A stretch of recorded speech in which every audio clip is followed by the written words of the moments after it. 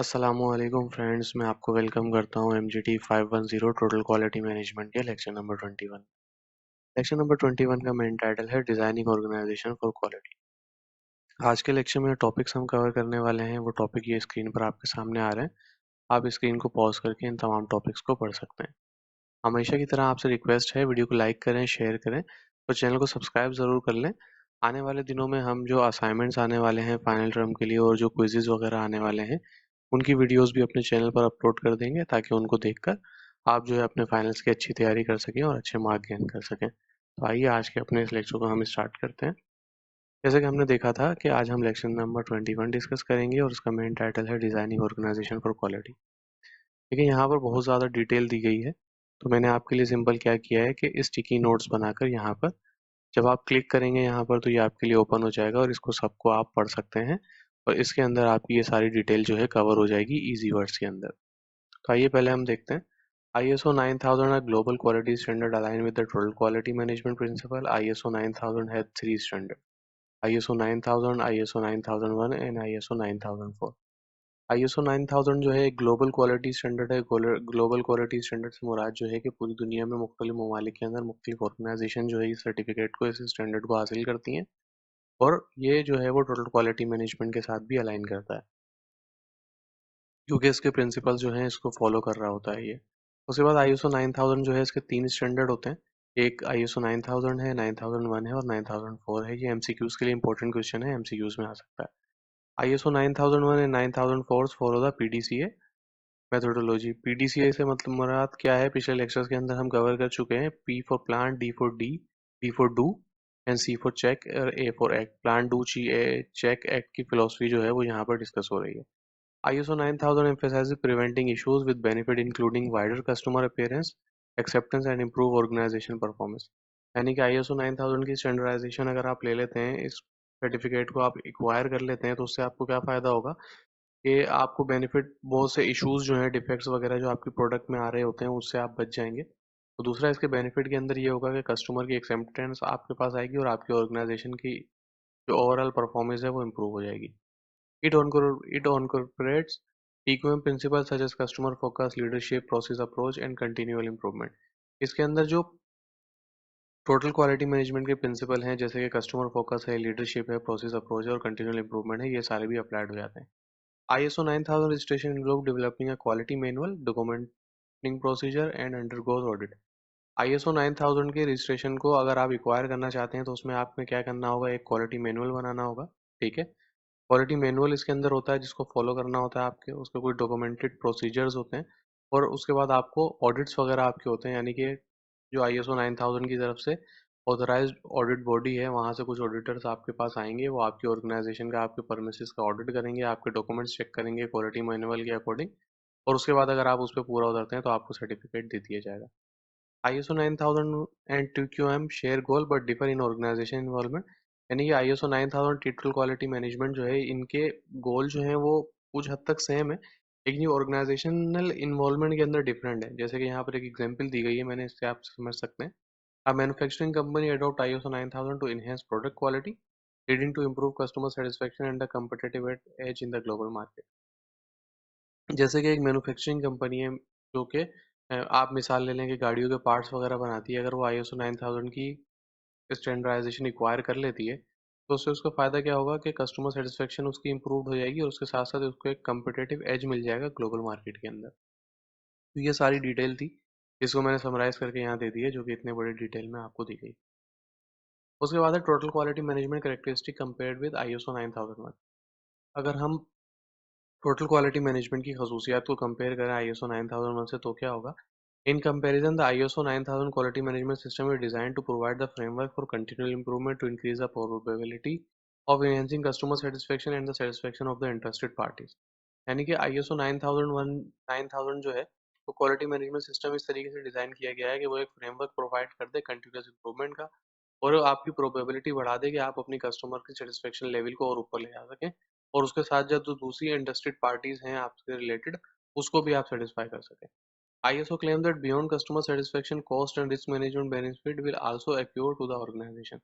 ISO जो है वो ये क्लेम करता है कि ना सिर्फ आप कस्टमर सेटिस्फेक्शन को अचीव कर लेंगे बल्कि कॉस्ट और रिस्क मैनेजमेंट बेनिफिट जो है वो भी आपकी ऑर्गेनाइजेशन को जो है इससे हासिल होंगे अगर आप ISO 9000 की सर्टिफिकेशन एक्वायर करते हैं तो। This benefit translate to improve competitiveness the same as TQM objective. यानी कि ये बेनिफिट बिल्कुल वैसे ही हैं जैसे कि TQM में भी दिए गए हैं। उसके बाद है ISO 9000 compatible with and can be viewed as a subset of TQM। ISO 9000 जो है वो compatible है किसके साथ, टोटल क्वालिटी मैनेजमेंट प्रिंसिपल के साथ, और बहुत आप इसको as a subset of TQM भी देख सकते हैं। ISO 9000 TQM are not identical but ISO 9000 can complement TQM।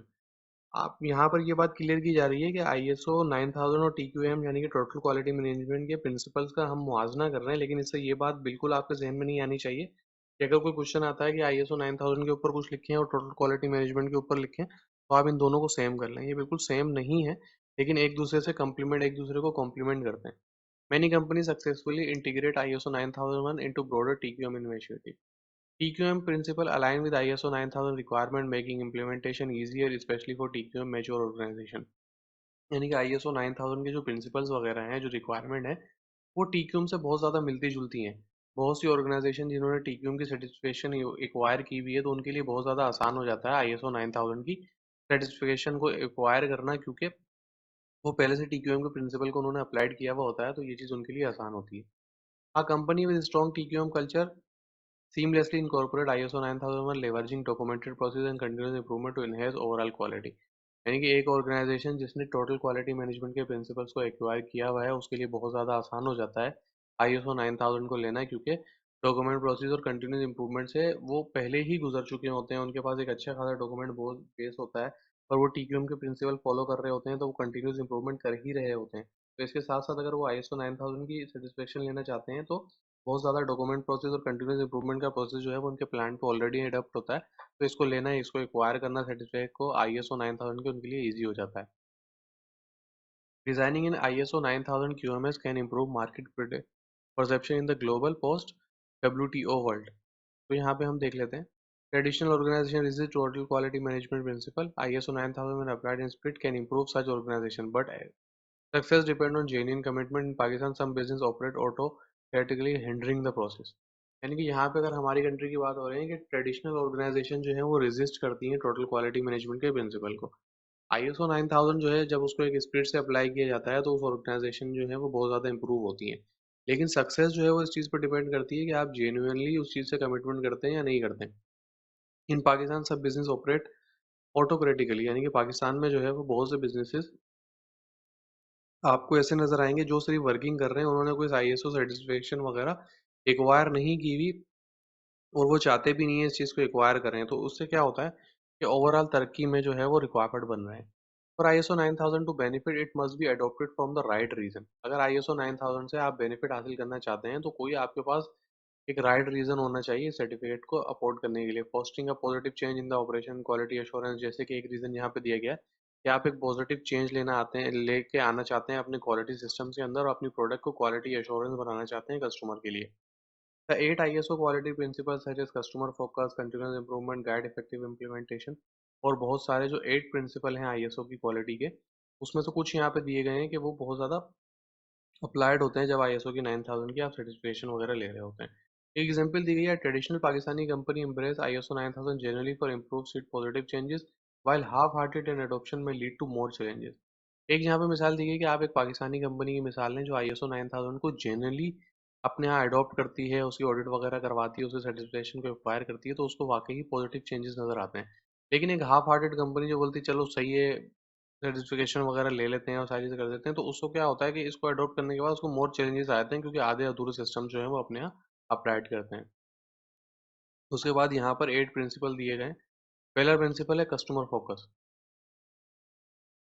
Organisation must understand and meet customer needs striving to exceed expectation. यहाँ पर इसकी डेफिनेशन क्या दी गई है कि ऑर्गेनाइजेशन को जो है वो इस चीज़ को समझना चाहिए कि कस्टमर की नीड्स क्या हैं और उनको पूरा करने के लिए जो है वो बहुत ज़्यादा कोशिश करनी चाहिए। उसके बाद है बेनिफिट्स क्या होंगे, इंक्रीज रेवेन्यू और market share through quick response to opportunities. इससे क्या फ़ायदा होगा कि आपका रेवेन्यू बढ़ेगा और मार्केट शेयर बढ़ेगा और आपके जो है वो बहुत ज़्यादा क्विक रिस्पॉन्स कर सकेंगे आप अपॉर्चुनिटीज़ को। Efficient resources for enhance customer satisfaction, customer को सेटिस्फाई कर सकेंगे। Improve customer loyalty, frosting repeat business. Customer loyalty से क्या मुराद है? कस्टमर लॉयल्टी ये होती है कि अगर एक कस्टमर ने आपसे कोई प्रोडक्ट ली है, ठीक है, जैसे आप स्मार्टफोन की मिसाल ले लें, अगर आप ओप्पो, जैसे नोकिया के मोबाइल एक दौर में हुआ करते थे, तो नोकिया के मोबाइल लोग, जो बंदा नोकिया का यूज़र था, जैसा इससे भी बेहतर मिसाल आप आईफोन ले लें। एक बंदा अगर आईफोन यूज़र है तो हर साल अगर नया मॉडल आ रहा होता है तो वो उसी मॉडल पे स्विच कर सकता है और वो आईफोन ही यूज़ करता है, वो किसी दूसरे ब्रांड पे मूव नहीं करता। वो सैमसंग का मोबाइल नहीं लेता, दूसरा मोबाइल नहीं लेता। इसके पीछे वजह क्या है कि उसको इतनी अच्छी क्वालिटी मिल रही है, इतने अच्छे फीचर्स मिल रहे हैं कि उसको ज़रूरत ही नहीं है दूसरे ब्रांड्स पे मूव करने की। वो कस्टमर एक लॉयल कस्टमर है ब्रांड से। Research and understand customer needs वगैरह आपको पता होना चाहिए। Align organisation objective with customer expectation. आप अपनी, और इससे क्या होता है, अगर आप पहले प्रिंसिपल को फॉलो करते हैं तो आप अपने ऑब्जेक्टिव जो है कस्टमर की एक्सपेक्टेशन के साथ अलाइन कर लेते हैं। Communicate customer need across the organisation. आप कस्टमर के साथ कम्युनिकेट कर रहे होते हैं पूरी ऑर्गेनाइजेशन में, उस चीज़ को इम्प्लीमेंट कर रहे होते हैं। मेजर सेटिस्फेक्शन या एक्ट ऑन रिजल्ट। आप जो है सेटिस्फेक्शन के लेवल को देख रहे होते हैं, किस तरीके से हम सेटिस्फेक्शन जो है वो लेवल कस्टमर का अचीव कर सकते हैं और कैसे रिजल्ट चाहिए उस चीज़ के लिए आप मेहनत कर रहे होते हैं। Systematically manage customer relationship. आप एक सिस्टम फॉलो कर रहे होते हैं कस्टमर की सेटिस्फेक्शन को, रिलेशनशिप को मेजर करने का। जैसे इस चीज़ को आप इस तरीके से समझ सकते हैं कि आप अगर स्मार्टफोन्स बनाते हैं तो बहुत ज़्यादा आप सर्वे वगैरह कर रहे होते हैं, ठीक है। अब जैसे आप एप्पल स्टोर अंदर जाएं, वहाँ से बहुत ज़्यादा मॉडल जो हैं उनके लैपटॉप्स हैं, मैकबुक्स हैं, वो सब रखी हुई होती हैं। आप उनको चेक कर रहे होते हैं तो उनका एक रिप्रेजेंटेटिव खड़ा हुआ होता है, वो आपसे फीडबैक ले रहा होता है कि आपको चीज़ें पसंद आ रही हैं, स्क्रीन पसंद आ रही है, सॉफ्टवेयर हमने ये अपडेट किया है, ये नया फीचर अपडेट किया है, ये आपको पसंद आ रहा है। उससे आप क्या कर रहे होता है, वो अपना एक फीडबैक फॉर्म भर रहा होता है, जो आपकी, जो कस्टमर उसका रेगुलर यूजर है, वो कुछ चीज़ें बता रहा होता है कि नहीं ये चीज़ें पुराने में अच्छी थी, इसमें खराब हो गई, तो उसके हिसाब से वो अपडेट कर रहे होते हैं। Balance customer satisfaction with other stakeholder interest. Customer की सेटिस्फेक्शन को जो है अदर स्टेक होल्डर के साथ जो है आप मैनेज कर रहे होते हैं। एक रियल लाइफ एग्जांपल यहाँ पे आप देखते हैं कस्टमर सेटिस्फेक्शन की। A restaurant regularly gather customer feedback, adjust its menu based on preferences and ensure a pleasant dining experience leading to loyal customer, positive word of mouth. यानी कि आप एक रेस्टोरेंट के अंदर जाते हैं, वहां पर जो है वो कस्टमर आपका फीडबैक लिया जाता है। आपको जब खाना ऑफर किया जाता है वो बहुत ज़्यादा अच्छे इन्वायरमेंट में ऑफर किया जाता है और बहुत कंफर्टेबल इन्वायरमेंट होता है जहाँ आप सुकून से बैठ के खा सकते हैं। और जब आप खाना खा लेते हैं तो आपसे फीडबैक लिया जाता है, आपको खाना कैसा लगा, आपको पसंद आया नहीं आया, रेसिपीज आपको कैसी लगी, आपके फीडबैक लिया जाता है और उसको एडजस्ट किया जाता है। आप कोई नई डिशेज जो ट्राई करना चाहते हैं उसके बारे में आपसे पूछा जाता है और उसके अकॉर्डिंगली उनको एडजस्ट किया जाता है, तो आपको ये चीज़ें बहुत ज़्यादा अच्छी लग रही होती हैं और आप एक लॉयल कस्टमर बन जाते हैं और वहाँ बार बार जाते हैं। प्रिंसिपल 2 है leadership. Leader guide the organization fostering unity of purpose and creating environment for full engagement. Leader जो है वो पूरा ओवरऑल ऑर्गेनाइजेशन को गाइड कर रहा होता है और लेके चल रहा होता है सबको एक फुल एंगेजमेंट की तरफ। Improve understanding and motivation toward organisation goal. वो अंडरस्टैंडिंग और मोटिवेशन लेवल को बढ़ा रहा होता है ताकि ऑर्गेनाइजेशन गोल अचीव किया जा सके। यूनिफाइड एंड अलाइन एक्टिविटीज, यानी कि वो जो एक्टिविटाइज होती हैं, जो मुख्तलिफ एक्टिविटीज ऑर्गेनाइजेशन के अंदर हो रही होती हैं, उनको कैसे अलाइन करता है कि सब लोग मिलकर उसकी जानिब काम करें। Minimize miscommunication between organization level, यानी कि मिसकम्युनिकेशन जो है उसको वो अवॉइड करने की पूरी कोशिश कर रहा होता है। Consider the need of stakeholder. वो इस चीज़ को देख रहा होता है कि तमाम स्टेक होल्डर जो हैं, कस्टमर्स हैं, उनके वेंडर्स हैं, उनके सप्लायर्स हैं, उनकी नीड्स क्या हैं, उसको देख के चल रहा होता है। Establish a clear vision for the organization future. एक क्लियर विजन सेट करता है कि हमने अगर कस्टमर सेटिस्फेक्शन को अचीव करना है तो ये हमारा मिशन है, उसके लिए क्या क्या काम करने होते हैं, उन सब चीज़ों को सेट कर रहा होता है। Set challenging goal and target. Foster shared values, fairness and ethical role model, build trust and eliminate fear. यानी कि ये बहुत इंपॉर्टेंट पॉइंट है कि ट्रस्ट बिल्ड कर रहा होता है और फेयर जो खौफ जो है उसको खत्म कर रहा होता है, यानी कि लोगों से डंडे के जोर पे काम कराना, इस तरीके की चीजें नहीं चल रही होती हैं। ट्रस्ट बिल्ड कर रहा होता है, एलिमिनेट फेयर कर रहा होता है। Provide resources, training and freedom with responsibilities. जो अपने उसके नीचे जो एम्प्लॉयज काम कर रहे होते हैं उनको रिसोर्सेज प्रोवाइड करता है, ट्रेनिंग प्रोवाइड करता है और इस चीज़ की आज़ादी देता है कि वो जिम्मेदारी के साथ अपना काम कर सकते हैं। इंस्पायर, इनकरेज और रिकॉग्नाइज कंट्रीब्यूशन। लोगों से इंस्पायर होता है, उनको इनकरेज करता है और उनकी जो कंट्रीब्यूशन है उसको रिकॉग्नाइज किया जाता है। मोटिवेशन, यानी कि उनके इंसेंटिव्स वगैरह दिए जाते हैं, बोनसेस वगैरह दिए जाते हैं। इस तरीके से जो अपने एम्प्लॉयज़ को जो है वो इंस्पायर करता है और इनकरेज कर रहा होता है। रियल लाइफ एग्जांपल ले लेते हैं यहाँ पर। A successful CEO set a vision for a company's expansion involving employee and decision making, provide training. यानी कि एक सक्सेसफुल सीईओ कौन होता है? जो कि एक विजन सेट करता है कंपनी को आगे बढ़ाने का, बिजनेस को बढ़ाने का, और उस डिसीजन के अंदर जो है वो एम्प्लॉयज़ को इन्वॉल्व कर रहा होता है कि हम आप बताएं कि मेरा ये विजन है कि हम कंपनी को जो है एक्सपेंड करें, इसको किस किस तरीके से कर सकते हैं, इसमें कौन से इंपॉर्टेंट डिसीजंस हैं वो हम ले सकते हैं, उसमें उनसे पूछ रहा होता है, उनको ट्रेनिंग प्रोवाइड करता है और उसमें से जो जिनकी आउटस्टैंडिंग एफर्ट होते हैं उसको सराहता है। This create a motivated workforce align with companies growth goals, यानी कि ये जो है वो एक अच्छा एनवायरनमेंट और मोटिवेटेड वर्कफोर्स को क्रिएट करते हैं जो कि अलाइन होती है कंपनी के ग्रोथ के गोल्स के साथ। प्रिंसिपल 3 यहाँ पे देख लेते हैं, इन्वॉल्वमेंट ऑफ पीपल। इसकी डेफिनेशन है, engaging people at all level is crucial for maximize their abilities for the organization benefit. यहाँ पे ये बताया जा रहा है, अगर आप तमाम लोगों को एक जगह पर इकट्ठा करने में कामयाब हो जाते हैं तो इससे क्या होगा, उनकी एबिलिटीज जो है वो मैक्सिमाइज हो सकती हैं और ऑर्गेनाइजेशन को बेनिफिट बहुत ज़्यादा मिल सकता है। अब ये आप किस तरीके से कर सकते हैं, इसके फायदे क्या आपको होंगे। मोटिवेटेड एंड कम्युनिटेड वर्कफोर्स आपको मिलेगी, इनकरेज इनोवेशन एंड क्रिएटिविटी होगी, enhancing accountability for individual performance, foster active participation in continual improvement, यानी एक्टिव पार्टिसिपेशन होगी ईच एंड इंडिविजुअल एम्प्लॉय की कंटिन्यूस इंप्रूवमेंट के अंदर। Help people understand their contribution and role, इसमें आप क्या कर सकते हैं, आप हेल्प कर सकते हैं लोगों की, उनकी कंट्रीब्यूशन क्या है और उनका रोल क्या है, उनको एम्पावर कर सकते हैं, इंकरेज कर सकते हैं, उनको कंटिन्यूस सपोर्ट प्रोवाइड कर सकते हैं, फैसिलिटेट कर सकते हैं कि वो अपने आइडियाज़ वगैरह शेयर करें। रियल लाइफ एग्जांपल यहाँ पे देखते हैं, an inclusive workforce where employees feel valued and empowered, contribute ideas and solution, foster innovation. अगर एक ऐसा वर्क इन्वायरमेंट है जहाँ के एम्प्लॉय ये फील करता है कि उसकी बात को अहमियत दी जाती है, वो एम्पावर्ड है, वो मुख्तलिफ आइडियाज जो है वहाँ पर दे सकता है, सोल्यूशन दे सकता है, तो वहाँ पर इनोवेशन जो है वो बहुत ज़्यादा आगे आ जाती है। Team member actively participate in problem solving, share insight and collective derive driven improvement in the organization. तो ऐसी ऑर्गेनाइजेशन के अंदर एम्प्लॉयज जो है वो एक्टिवली पार्टिसिपेट कर रहे होते हैं प्रॉब्लम सॉल्विंग के अंदर, अपने आइडियाज़ वगैरह शेयर कर रहे होते हैं, क्योंकि एक ऑर्गेनाइजेशन के अंदर एक इंडिविजुअल जो नीचे प्लांट के ऊपर काम कर रहा होता है तो उसको पता होता है कि इस काम में क्या क्या प्रॉब्लम आ सकती है। जब आप उससे उसकी राय लेते हैं और वो जो आइडिया देता है उसको इम्प्लीमेंट करते हैं, एक तो आप उसका काम आसान कर रहे होते हैं, दूसरा आपकी ऑर्गेनाइजेशन की ओवरऑल परफॉर्मेंस जो है वो अच्छी हो रही होती है। प्रिंसिपल 4 है यहाँ पर, प्रोसेस अप्रोच। इसकी डेफिनेशन देख लेते हैं, efficient result are achieved when activities and resources are manage as process, यानी कि एफिशिएंट रिजल्ट अचीव किए जाते हैं जब एक्टिविटीज और रिसोर्सेज को एज अ प्रोसेस मैनेज किया जाता है। इसके बेनिफिट क्या होते हैं, कॉस्ट आपकी लोअर हो जाती है, इंप्रूवमेंट अपॉर्चुनिटीज आपके पास आ रही होती हैं, आप एक्टिविटीज को डिफाइन करते हैं रिजल्ट के लिए, एक बंदे को जो रिस्पॉन्सिबिलिटी देते हैं और उसकी अकाउंटेबिलिटी करते हैं, एनालाइज करते हैं कि एक्टिविटीज़ को जो है वो मेजर कर सकें, एक बंदे की क्या कैपेबिलिटीज़ हैं उसको उसके हिसाब से काम दे सकें या उसको ट्रेनिंग करवा के उसकी एक्टिविटीज़ को बढ़ा सकें। इम्प्रूविंग रिसोर्सेज, और जो मेथड को किस तरीके से इम्प्रूव किया जा सकता है उस पर आप वो कर रहे होते हैं, मेहनत कर रहे होते हैं।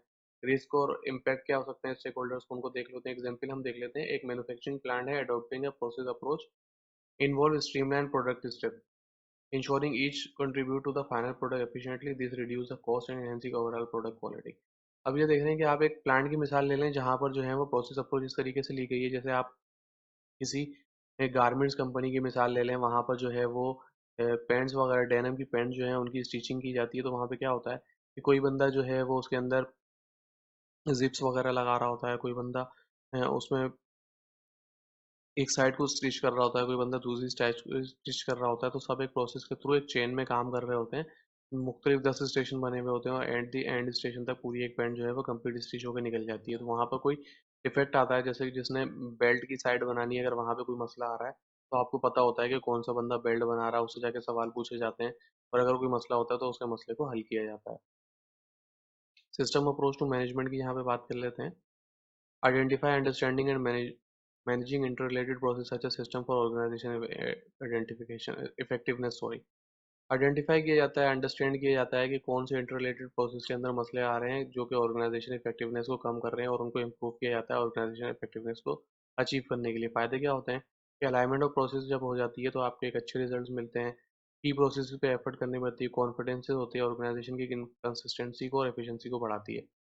किस तरीके से आप कर सकते हैं, structure the system for effective goal achievement, आप एक सिस्टम का स्ट्रक्चर बना सकते हैं इफेक्टिव गोल अचीवमेंट के लिए। इंटरडिपेंडेंस बिटवीन प्रोसेसेस के अंदर जो है वो जो एक दूसरे के साथ कनेक्शन है उसको आप स्टडी कर सकते हैं। Harmonize integrate the process, clarify roles and responsibility to reduce barrier, यानी कि आप एक इंडिविजुअल जो काम कर रहा है उसके क्या रोल हैं, क्या रिस्पॉन्सिबिलिटीज हैं उसको बता सकते हैं ताकि बैरियर जो है वो खत्म हो सके, ऑर्गेनाइजेशन कैपेबिलिटीज इन रिसोर्सेज कंस्ट्रेंट्स को बढ़ा सकते हैं।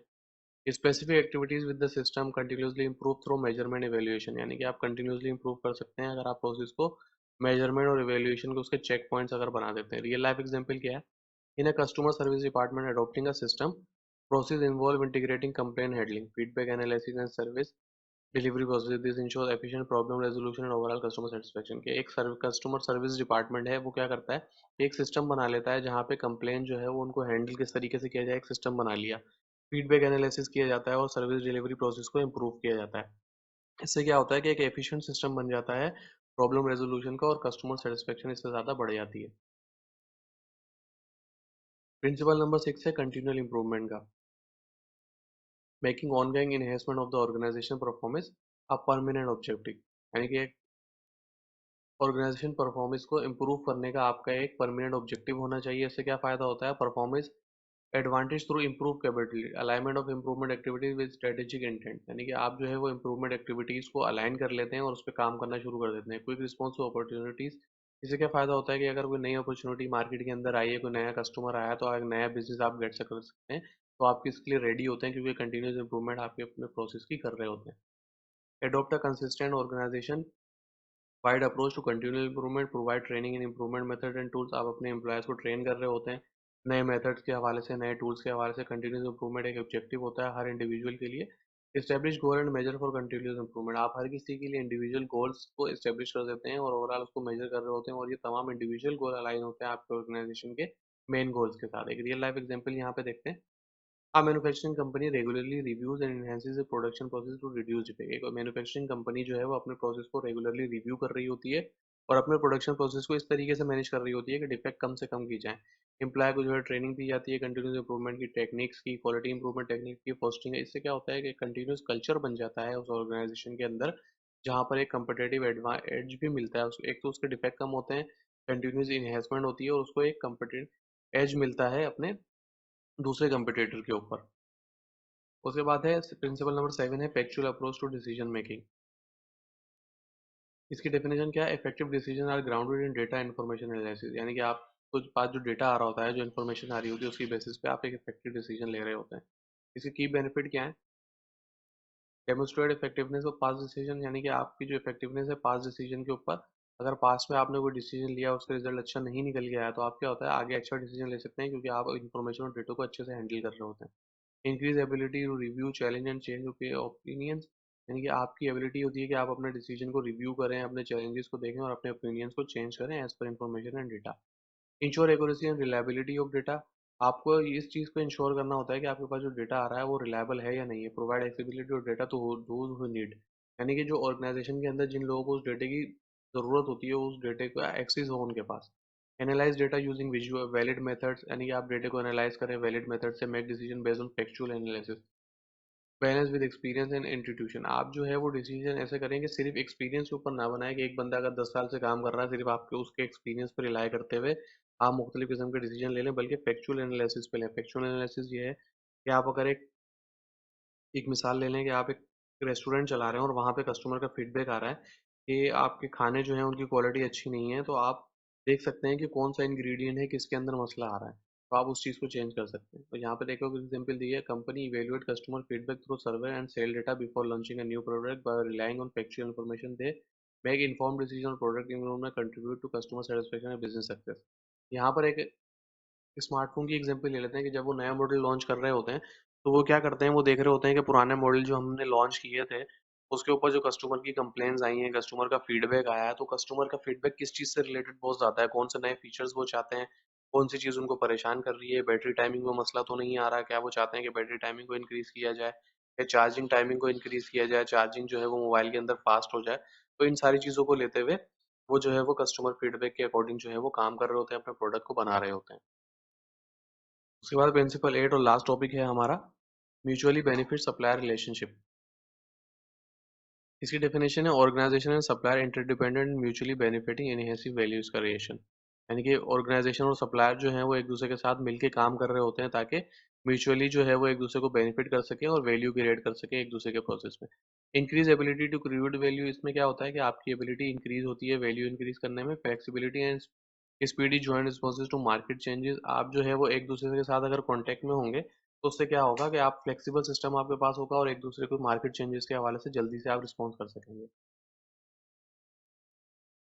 Optimisation of cost and resources, जो कॉस्ट एंड रिसोर्सेज आपकी आ रही है उसको ऑप्टिमाइज कर सकेंगे। अप्लाई अप्लाई किस तरीके से कर सकते हैं आप? Balance short term game with long term consideration, यानी कि आपके जो शॉर्ट टर्म गोल हैं वो जो है वो आपके अलाइन होने चाहते हैं लॉन्ग टर्म कंसिडरेशन से। Pool expertise and resource fro partners, आपके जो मुख्तलिफ पार्टनर्स हैं उनके साथ जो है वो आपके रिसोर्सेज एक जैसे होने चाहिए। आइडेंटिफाई एंड सेलेक्ट की सप्लायर, यानी कि आप जो है वो अपने की सप्लायर को सेलेक्ट करें, इस चीज़ को ध्यान रखते हुए कि उनका प्रोसेस अच्छा है या नहीं है, क्वालिटी प्रोवाइड कर सकते हैं या नहीं कर सकते। Maintained maintain clear and open communication, share information and future plan, engage in joint development improvement activities, inspire encourage and recognise supplier improvement and achievement, यानी कि आप जो है क्या कर सकते हैं, आपके जो सप्लायर्स हैं जो आपको मुख्तलिफ पार्ट सप्लाई कर रहे हैं जिनको आप अपने ओवरऑल प्रोडक्ट के अंदर इस्तेमाल कर रहे हैं, तो आपने इस चीज़ को देखना है कि आपने ऐसे सप्लायर करे सेलेक्ट करने हैं जो कि कंटिन्यूस इंप्रूवमेंट कर रहे हों, जिनसे आप इंस्पायर हो सकें, जिनको आप इंकरेज कर सकें और वो अपने प्रोसेस के अंदर मजीद कंटिन्यूस इंप्रूवमेंट ला सकें। एग्जाम्पल देख लेते हैं, real life, a manufacturer collaborate with a key supplier on product development through open communication, joint improvement effort, both organisation optimise cost, enhance product quality and response effectively to the market demand, ensuring a mutual benefit relationship. यानी कि आपने एक ऐसा supply करे select किया product development के ऊपर कि आपने उससे ओपन कम्युनिकेशन के थ्रू आपको बताया कि हम इस चीज़ को बेहतर करना चाहते हैं, इस प्रोडक्ट को बेहतर करना चाहते हैं। तो आप दोनों ऑर्गेनाइजेशन ने मिलकर उसकी कॉस्ट को भी कम कर लिया, सिर्फ ना कि उसकी कॉस्ट को कम किया बल्कि उसकी क्वालिटी को भी इम्प्रूव कर लिया कम कॉस्ट के अंदर, और जो मार्केट की डिमांड थी उसको इफेक्टिवली आप पूरा कर पाए। तो इससे क्या होगा कि आप दोनों को एक म्यूचुअल बेनिफिट होगा, आपके प्रोडक्ट ज़्यादा सेल होंगे, आप अपने सप्लायर से ज़्यादा प्रोडक्ट खरीदेंगे, सप्लायर भी फायदे में, आप भी फायदे में, और एट दी एंड कस्टमर जो वो प्रोडक्ट ले रहा है वो सेटिस्फाई हो रहा है तो वो भी फायदे में होगा। तो जी, तो गाइज़ ये था आज का लेक्चर। आई होप सो कि आपको समझ में आ गया होगा। इस लेक्चर को इतने डिटेल में बनाने की वजह ये है कि बहुत ज़्यादा इंपॉर्टेंट लेक्चर है टीक्यूएम के आईएसओ 9000 के हवाले से। अगर आईएसओ 9000 पे इस लेक्चर की आप अच्छी प्रिपरेशन कर लेते हैं तो उससे ये होगा कि आप कोई भी सवाल आईएसओ 9000 से रिलेटेड आ जाए आप उसको जो है वो इस लेक्चर से आसानी से कवर कर सकते हैं। तो गाइज़ आज के लेक्चर में इतना ही, मिलते हैं अगले लेक्चर में। जब तक दुआओं में याद रखिएगा। आपको हमारे लेक्चर कैसे लग रहे हैं कमेंट सेक्शन में ज़रूर बताएं। आज की वीडियो में इतना ही, मिलते हैं अगली वीडियो में। जब तक के लिए अल्लाह हाफिज़।